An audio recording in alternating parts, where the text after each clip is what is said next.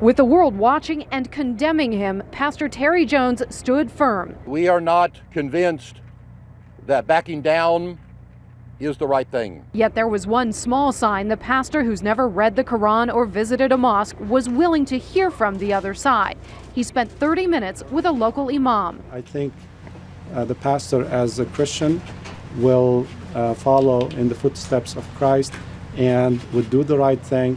However, Jones has not changed his mind yet, spurred on, he says, by the supporters who sent him copies of the Quran to burn and a phone call from a man claiming to be a former Special Forces soldier who says he saw actions of radical Muslims in the former Yugoslavia. He said he was there as a 3-story building that was a hospital, a 3-story building full with Christians, was burnt to the ground, and they were allowed to do nothing.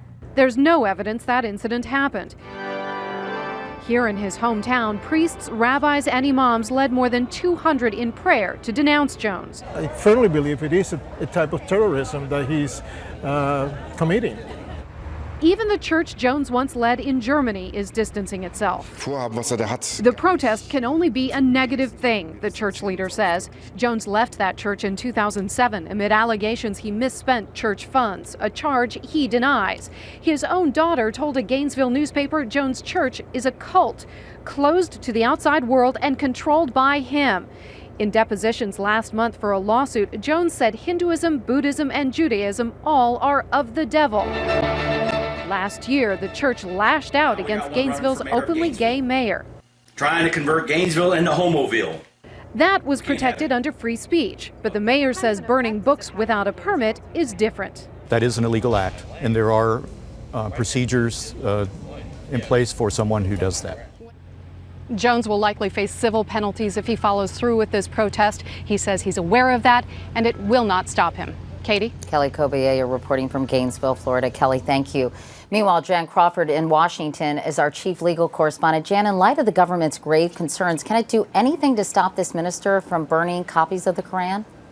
Well, Katie, the city's ordinance that requires a permit to burn trash outdoors could conceivably limit burning books outdoors, but that law's got to be evenly applied across the board. Otherwise, as long as those are his Qurans on his property, the government can't stop him. Under the First Amendment, he has a constitutional right to express his views, even ones the government thinks are dangerous or unpatriotic. And Katie, that's why the Supreme Court struck down a law banning flag burning. In that case, the court said prohibiting people from mutilating the American flag was an illegal attempt to restrain speech.